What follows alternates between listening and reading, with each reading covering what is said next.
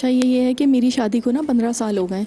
तो मेरे हस्बैंड जो हैं वैसे नेचर वाइज जो हैं बहुत पीसफुल से आदमी हैं, मतलब इस तरह का लड़ाई झगड़े का उनका इस तरह का नहीं है। तो शुरू में तो सब ठीक चल रहा था, एक फर्म में जॉब करते हैं, तो वहाँ पर जो है कुछ अरसे बाद तो था कि HR चेंज हुए, तो वो एक होता है ना ग्रुप बन जाता है, और फिर पता नहीं किस तरह की जेलेसी थी या क्या था, क्योंकि मेरे हस्बैंड का भी था कि आगे प्रमोशन का, तो बस फिर वो वहाँ पर पॉलिटिक्स और इस तरह ना, तो और वर्कलोड भी बहुत ज़्यादा था, तो वो फिर ये हुआ कि वहाँ पर तो जाहिर सी बात है लड़ाई झगड़ा या इस तरह की चीज़ कर नहीं सकते थे, वो तो घर में आकर हम पे और बच्चों पे मुझ पे मतलब टेंशन होती थी। तो जो बंदा कभी मुझसे ऊंची आवाज़ में बात नहीं करते थे, वो कभी जैसे आके मोबाइल फेंक दिया, पानी पी रहे हैं गिलास फेंक दिया, इस तरह बहुत ज़्यादा घर में भी टेंशन रहने लगी और बच्चे भी परेशान रहने लगे। इसी तरह 2-3 साल तो गुजर गए। फिर जब मैंने उनसे बात की कि हम इस तरह इसका कोई हल निकालते हैं, कुछ होता है, जाहिर सी बात है जॉब भी नहीं छोड़ सकते थे, क्योंकि जॉब भी अच्छी थी, सैलरी वगैरह। फिर ये है कि इन्होंने साइकेट्रिस्ट से कंसल्ट किया, तो फिर वहाँ पर इनकी मेडिकेशन वगैरह शुरू हुई। तो अब मेडिसिन के बाद ये है कि वो होता है तो मतलब यानी कि जैसे बस वो ऑफिस से आते हैं सोते रहते हैं, संडे भी सोते रहते हैं, बस ये होता है कि बस वो सो रहे हैं, और इस तरह 15-15 दिन हो जाते हैं वो बात नहीं करते, ना बच्चों से ना मुझसे। वो नमनेस उन्हें कहा गई है, मुझे समझ ही नहीं आ रहा कि मैं क्या करूं कि जब वो उनकी मतलब यानी कि यहाँ पर साइकेट्रिस्ट के पास नहीं गए थे तो घर का माहौल बहुत ज़्यादा टेंस था।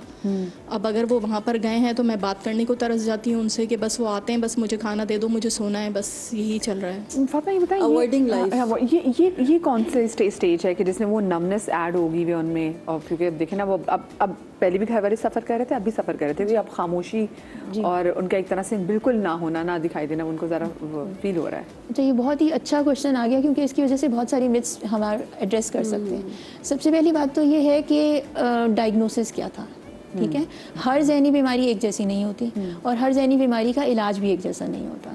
अच्छा, दूसरा ये कितना रेगुलरली फॉलो अप कर रहे हैं। अगर कोई दवा शुरू में दी, कुछ दवाएं हमारी ऐसी होती हैं जो शुरू में कुछ अरसे के लिए दी जाती हैं, आहिस्ता आहिस्ता उसको टेपर ऑफ करके ख़त्म कर दिया जाता है। कुछ दवाएं ऐसी होती हैं जो लो डोज में स्टार्ट करते हैं, आहिस्ता आहिस्ता उनको बढ़ाया जाता है। फिर जैसे जैसे मतलब ये जो एक्सेसिव स्लीप की बात कर रहे हैं, नमनेस की बात कर रहे हैं, ये तो साइड इफेक्ट है मेडिसिन का, ठीक है। इसको एडजस्ट किया जा सकता है, लेकिन उसके लिए ज़रूरी है कि आप रेगुलर फॉलोअप्स भी रखें, और अगर आपको लगता है कि एक डॉक्टर से आपको फ़ायदा नहीं हो रहा तो एक सेकंड ओपिनियन भी लेके देख लें, ठीक है। तो ऐसा नहीं है कि साइकाइट्री की बीमारियों का इलाज करने का मकसद ये होता है कि हम लोगों को सुला दें। सुलाना उसका मकसद ही नहीं है। हमारा मकसद ये होता है कि हम नॉर्मल रूटीन की तरफ लेकर आएँ और वो एक हेल्दी लाइफ गुजार सकें, और उसका भरपूर इलाज करने की ज़रूरत है। इनिशियली मेडिसिन दी जाती हैं, अगर थेरेपी की ज़रूरत हो थेरेपी भी की जाती है।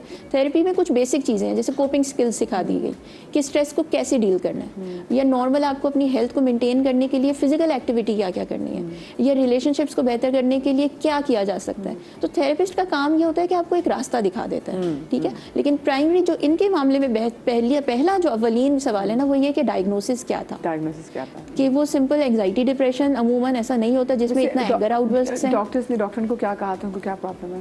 बस यही कहा था कि वही मेडिसिन वगैरह शुरू की थी, और बस यही कहा था कि गुस्सा आए तो मतलब थोड़ा सा कंट्रोल करें अपने ऊपर, और दवाइयों का ये असर था कि शुरू में तो बस ठीक थे, फिर आहिस्ता आहिस्ता ऐसा होने लगा कि बिल्कुल एक खामोश होता है ना, मतलब एक होता है कि अंदर ही अंदर शायद अपने आप में मेरे ख्याल इसका रिव्यू लेना ज़रूरी है, क्योंकि क्या पता मर्ज ही बिगड़ रहा हो।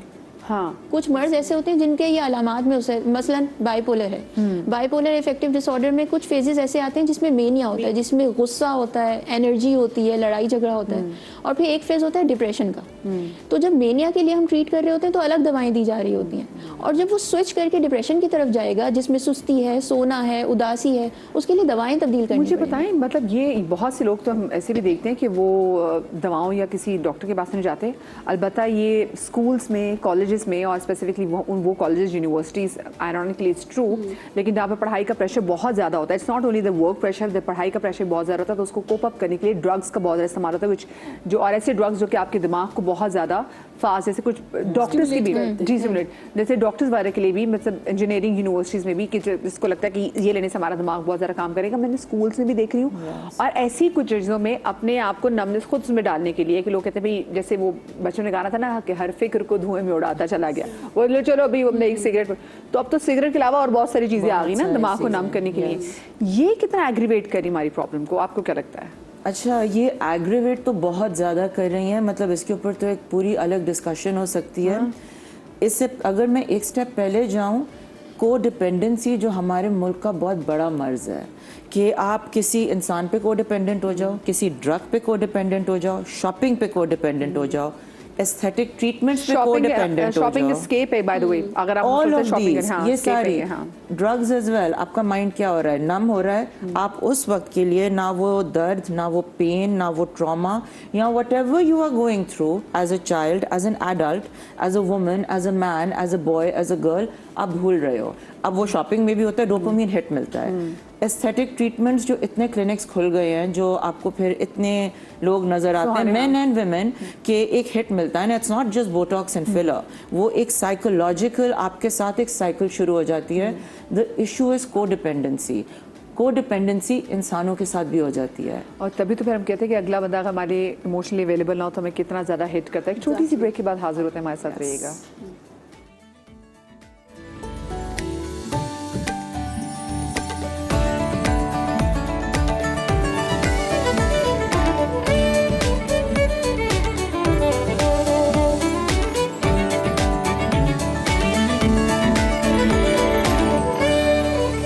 Welcome back after the break. और आज हम शो कर रहे हैं वर्क प्रेशर के हवाले से। मुझे लगता है अगर हम इस पे 3-4 और शोज़ भी करें ना तो वाकई हमारे पास कुछ वाक़यात इतने, और कसम से कुछ पर्सनल वाक़यात भी ऐसे जो मैंने अपने आसपास देखे हैं कि अगर हम आपको बताएं तो बहुत सारे लोग कहेंगे यार मदी आपने तो मेरी स्टोरी बयान कर दी कि मैं इतनी तकलीफ जो मैंने ज़िंदगी गुजारी है अपने वर्क प्लेस की वजह से। लोगों की घरों की ज़िंदगियाँ बहुत अच्छी होती हैं, बीवी बहुत खूबसूरत होती है, बहुत प्यार करने वाली होती है, बच्चे बहुत अच्छे होते हैं, लाइक होते हैं, माँ बहुत शफकत वाली होती है, लेकिन मेस्टअप होते हैं दिमागी तौर पर। क्यों? क्योंकि दफ्तर में बहुत ज़्यादा टॉक्सिक माहौल होता है।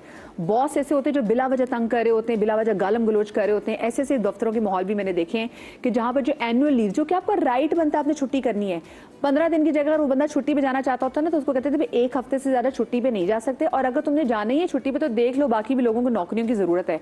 और कभी कभी ऐसा किया कि जब वो छुट्टी पे बंदा गया है, वो वापस आया तो उसको वापस आते साथ उसको रेजिग्नेशन ले लिया गया।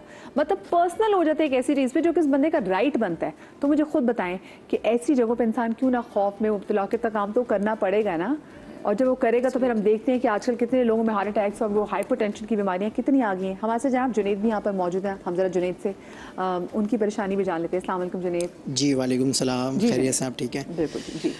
अच्छा, मैं अपने जो है भाई हैं मेरे, उनका केस मैं डिस्कस करना चाहता हूँ कि पिछले काफ़ी टाइम से वो बहुत डिस्टर्ब चल रहे थे घर में, लेकिन उनकी वाइफ जो है वो इसको लेकर चल रही थी। अब जाकर हमें पता चला कि वो जिस कंपनी में जॉब करते हैं, बड़ी अच्छी कंपनी है, उन्हें बहुत फैसिलिटी दी हुई है, लेकिन उनके साथ ऐसा हो रहा है कि अब जो उनके बॉस चेंज हुए हैं तो ऑफिस में उनके साथ जो है ये हो रहा है कि उनके साथ जो लोग काम कर रहे थे पहले से, अब वो उनकी बात नहीं मान रहे कि वो मैनेजर है वहाँ पर, और बॉस जो है मैनेजर के साथ वर्कर्स के सामने आकर जो है उन्हें जलील करना, डिग्रेड करना, और उनकी जो बात है वो कहते हैं कि मैं मैनेजर हूँ, मेरा ये लेवल है, मैं अपने लेवल से ये काम करवाता हूँ, लेकिन वो जो नीचे प्यून है, प्यून के बात पर लेकर आगे चलना और उनको जलील करना और धमकियाँ देना कि मैं जॉब से निकाल दूँगा। अब वो कहते हैं कि मैंने 20 साल इस कंपनी में दिए हैं, अब मुझे अगर यहाँ से ये निकाल देते हैं मैं कहाँ जाऊँगा, क्या करूँगा? मैंने तो अपनी आधी लाइफ दे दी ना, अगर मैं 40 इयर्स का हूँ, 20 साल मैंने इधर दे दिए हैं, अब मैं क्या करूँगा? मेरी बेटी है वो बहुत परेशान है, क्योंकि बच्चे ना, बेटी ज़्यादा अटैच होती है अपने बाबा से, तो वो जो है मुझसे कहा कि जुनैद भाई आप जो है कुछ देखें, बाबा के लिए बात करें, तो वो मुझसे भी बात नहीं कर रहे, घर में किसी से बात नहीं करते, जॉइंट फैमिली है, खामोश रहते हैं, अकेले छत पर जाकर बैठे रहते हैं और कहते हैं कि बस सब ख़त्म हो गया है। और अपनी वाइफ से उन्होंने कहा कि अगर मैं कुछ कर लेता हूँ तो तुम अपने घर चले जाना, और मतलब इतना ये सिवियर किस्म का ये उनके साथ प्रॉब्लम होगी भी है। और उन्होंने कोशिश भी की है अपनी जान लेने की ना, कई मरतबा इस तरह से कर चुके हैं। हाँ। तो उनके अगेंस्ट कंप्लेन वगैरह तो की है बॉस के लिए, अभी देखते हैं क्या होता है, और उनका ट्रीटमेंट भी चल रहा है। वो बहुत परेशान है और इस वक्त जो है वो कई मरतबा कोशिश कर चुके हैं, वो निकल जाते हैं, पता नहीं होता, उन्हें ढूंढते रहते हैं हम कहाँ गए, हालांकि अच्छे पढ़े लिखे हैं। रिस्क का वादा तो देखिए वाकई अल्लाह पाक की ज़ात ने किया हुआ है, लेकिन और आप जैसे बात करें ये बड़ी बड़ी मल्टीनेशनल कंपनीज में ऐसे लोगों के साथ होता है, फिर अगलों की इज्जत नफ्स मजरू करने के लिए होता है कि आप उसको ट्रीट इतना बुरा करते हैं, फिर उसको, और कभी कभी कुछ लोगों की ऐसी पोजीशन होती है कि अगर आप उनको लोगों के साथ सबऑर्डिनेट्स के सामने गाली दे देना, वो मौत है उस बंदे की, उसको जलील कर दें, वो उसकी मौत है। तो और ऐसे बहुत सारे बॉसेस हमें देख रहे हैं, मैं कह रही हूँ ना कि हम इतना शो कर सकते हैं, मेरे ख्याल से शो भी नहीं है क्योंकि नेशनल टेलीविजन पे हम ऐसी बहुत सारी स्टोरी सुना नहीं सकते, लेकिन शायद अगर हम पॉडकास्ट करें ना तो आपको बता सकें कि लोगों के साथ क्या कुछ होता है। मुझे बताएं, ये तो बहुत तकलीफदेह सिचुएशन है। एक बंदे को पता है उसकी फैमिली भी है, उसने उनको पालना भी है, और अगर 20 साल से एक जगह पे मौजूद है तो वो जो उसके यहाँ पे कंफर्ट लेवल है उसको वहाँ नहीं मिलेगा, और ये भी नहीं पता कि ये छोड़ देगा अगर तो बाहर नौकरी मिलती कि भी नहीं मिलती, देन फाको की हालत आती, क्या होता है, क्या हो सकता है यहाँ पे डॉक्टर साहिबा? ये बहुत पेनफुल है। सबसे पहले तो वाकई इस बात को जो है बहुत ज़्यादा मजम्मत करने की ज़रूरत है कि वर्क एनवायरनमेंट ठीक होना चाहिए। हाँ। वो लोग रिस्पॉन्सिबल हैं एक इंसान ऐसे के फिरौन बैठे हुए और लोग लिटरली लेकर आते हैं कि हमें कोई फिरौन टाइप बंदा चाहिए जो आके हमें ऑर्गेनाइजेशन वाली चलाए। हाँ, तो ये तो जुर्म है ही, हाँ। जो कि एक टॉक्सिक एनवायरनमेंट प्रोवाइड किया जा रहा है। लेकिन इस तरह की सिचुएशन जब आ जाती है तो फिर इंसान को सहारों की ज़रूरत होती है। अगर फैमिली सपोर्ट मौजूद हो, दिलासा देने वाले लोग मौजूद हों, तो बहुत ज़्यादा प्रोटेक्टिव फैक्टर इसको हम कहते हैं। फिर इंसान की अपनी शख्सियत क्या है, जैसे इन्होंने बताया कि वो बात नहीं करते। जो लोग बात नहीं करते, डिस्कस नहीं करते, अपनी दिल की बात नहीं कहते, वो ज़्यादा रिस्क में होते हैं। उनको मेंटल हेल्थ प्रॉब्लम्स भी और वो किसी बड़े कदम उठाने की तरफ उनका रिस्क भी ज़्यादा होता देखिए है। कुछ जगह हमने हमारी भी कसूर है ना, हमने कह दिया जी मर्द को, एक तो मर्द को दर्द नहीं होता, मर्द Exactly. रोता नहीं है, Exactly. और हमने मर्द को बता दिया कि मर्द एक लकड़ की चीज़ है जो हर चीज़ अपने अंदर अब्जॉर्ब करेगा, वो इस आयरन मैन नहीं है भाई, वो आयरन मैन, वो उसकी भी परेशानियां हैं। हमने उसको कभी ना ये गुंजाइश नहीं दी कि वो बात कर सके, खुल के बात कर सके और अपनी वीकनेस शो कर सके। हमारे यहाँ तो यही मसला है कि जी मर्द बहुत सख्त होता है, क्यों भाई? हमने जब उसको रूम ही नहीं दिया फिर वो क्या करेगा? यहाँ बहुत अच्छी मुझे अपॉर्चुनिटी मिल रही है एक बात मेंशन करने के लिए कि वो लोग जिनको बात करना मुश्किल लगता है या उनकी नेचर में नहीं है या उनको अपने जज्बात का इजहार करने के लिए अल्फाज नहीं आते, उनको ज़रूर ये काम करना चाहिए कि वो रोज़ाना कुछ वक्त निकालें अपने लिए और वो लिखना शुरू करें। ठीक है, वो जज्बात जो आप कह नहीं सकते उनको लिखना शुरू कर दें, चाहे तो डायरी बना लें, चाहे तो पेपर पे लिखा और फाड़ कर फेंक दिया। इसको हम थेरेप्यूटिक जर्नलिंग कहते हैं और ये एक थेरेपी का तरीका है। ये आपकी मेंटल हेल्थ को मेंटेन करने का बहुत अच्छा रास्ता है। ये सबको करना चाहिए और स्पेशली अगर कोई रफ पैच चल रहा है आपकी लाइफ में तो फिर तो ज़रूर करना चाहिए, स्पेशली अगर आपकी ऐसी नेचर है। देखिए सिर्फ रातों रात ये तब्दीली नहीं आ सकती कि आप किसी मर्द को कहना शुरू कर दें कि रोया करो। उसने बचपन से सीखा ही नहीं, ठीक है, उसको हमने इजाज़त नहीं दी ना। उसको बहुत सारे जज्बात का नाम भी नहीं आता कि उदासी क्या होती है, जेलसी क्या होती है। ठीक है, ख़वातीन इस बारे में ज़्यादा फ्लुएंट होती हैं, बातें कर लेती हैं। तो इस तरह के माहौल में, इस तरह के मामलात में, बजाय इसके कि हम उसे फोर्स करना शुरू करें, बात करो बात करो बात करो, एक ये कि वो खुद लिखना शुरू कर दें, लिखने के आपका अंदर का प्रेशर रिलीज हो जाए। दूसरा, वंस अगेन प्रोफेशनल हेल्प लेने की जरूरत है कि मतलब वो जो हमने बीच में भी बात की थी कि जेन ज़ी ज़्यादा जा रही है थेरेपिस्ट की वजह से, कि उनके यहाँ स्टिग्मा कम हो गया ना, उनके यहाँ अवेयरनेस बेहतर हो गई। और जैसे उन्होंने बात की थी ना कि जहाँ पर हमें बता दें कि नौकरी तुम्हारी मजबूरी बन गई है, तो फिर वहाँ पर उनको ज़्यादा फिर मैनिपुलेट किया जाता है। तो कहीं ना कहीं हमारा भी मसला है कि हम भी बहुत सारी जगहों पे हमें लग रहा होता है कि हम अगले से कहेंगे जी ज़बरदस्त हम कर देंगे, कोई मसला ही नहीं हो जाएगा काम, तो अगलों को लग रहा होता है भाई ये हर बात में हमारे हाँ करी जा रही है, लगता है इसको नौकरी की बहुत ज़्यादा ज़रूरत है। मतलब आपकी अच्छाई को भी जो है ना वो आपके खिलाफ इस्तेमाल किया जाता है। कभी कभी पनिशिंग परफॉर्मेंस का कॉन्सेप्ट भी बहुत आ गया कि your performance is being punished. Okay. कि आपको ज़्यादा काम दे रहे हैं और ज़्यादा काम दे रहे हैं। This is there is a concept we call it punishing performance, not rewarding it. और जहाँ तक इनके 20 ईयर्स का, मैं भी जब ये बात करती मैंने कहा यार 20 साल उन्होंने गुजारे, तो अब आपको पता है वर्ल्ड वाइड यूके के अंदर specially post corona chief happiness officers hire करना शुरू कर दिए। जब मैंने फर्स्ट टाइम BBC न्यूज़ पे सुना कि पोस्ट कोविड CHOs हायर हो रहे हैं, चीफ हैप्पीनेस ऑफिसर, तो मैं बड़ी इंक्विजिटिव हुई। मैंने कहा यार रिसर्च करते हैं what is it. I am talking like 5-7 years ago. तो आपको पता है वो कौन लोग थे जो CHOs अब कंपनीज में वर्ल्ड वाइड हायर हो रहे हैं? वो है people from this psychiatry and psychologist background, people who know. मेरी अपनी मेंटल हेल्थ चाहे तबाह, लेकिन I can be chief happiness officer हो सकता है। आपको बहुत फैंसी होने की जरूरत नहीं है उसके लिए, आपको बस पॉजिटिव अलाइनमेंट करने की जरूरत है कि toughest of the toughest, worst of the worst situation में आप वो पॉजिटिव स्पॉट ढूंढ लें। You know those are the kind of people now are needed, especially in Pakistan, Karachi, जहाँ पे economic indicators, social indicators, infrastructure, technological सब जो है वो डिक्लाइन की तरफ है। So I think we need to number 1 have those people, and secondly physical health. अब अगर उनको एक एंग्जाइटी एंशियसनेस हो रही है तो इट्स बेटर कि वो जाके वर्कआउट्स करें, वॉक करें, घर पे phone मेडिटेट करें. He needs to have some physical activity before taking mental reach out. घर में रूम बंद करके सोते रहते हैं. जाते भी हैं तो हफ्ते में 1-2 मरतबा चले गए, उसके अलावा वो आप सो रहे हैं, किसी से भी बात नहीं कर रहे. अच्छा, जब वो सोते हैं क्या वो कोई खास कोई मेडिसिन तो नहीं लेते, वो नींद की कुछ दवाइयाँ भी तो नहीं, लेते? 3-3, क्योंकि हम 4-4 नींद दिन की सोते दवाइयाँ रहते हैं, तो कुछ खाते भी नहीं है. नींद की दवाइयाँ तो हम खुद भी लेना शुरू कर देते हैं ना, मतलब मैं अपनी बात नहीं करी, आपने मध्य ले लिए, लेकिन लोगों को लग रहा होता है कि जी कुछ चीज़ें को कोप अप करना मुश्किल हो रहा है, तो फिर आप वो नींद की दवाइयों पे भी आ जाते. कितना टाइम रह गया भाई शो के लिए?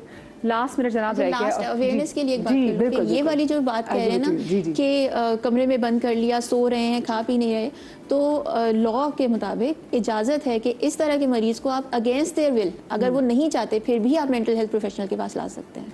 मतलब कुछ ऐसी बीमारियां होती हैं जिसमें मरीज़ की अपनी मर्जी ज़रूरी होती है, लेकिन कुछ ऐसी कंडीशंस होती हैं और वो ट्राई भी करते हैं, वो खुदकुशी की कोशिश भी करते तो हैं. अगर वो ना भी चाह रहे हों, आने रेजिस्ट भी कर रहे हों, तो आप उनको फोर्सफुली भी ला सकते हैं. That is legal. ये बहुत ज़रूरी है और आपको ये करना पड़ेगा. भाई देखें, जॉब पर आप रिप्लेस हो सकते हैं, आप घर पे रिप्लेस नहीं हो सकते. आपके बच्चों का आपके अलावा कोई नहीं है, आपकी बीवी, आपके माँ बाप का आपके अलावा कोई भी नहीं है.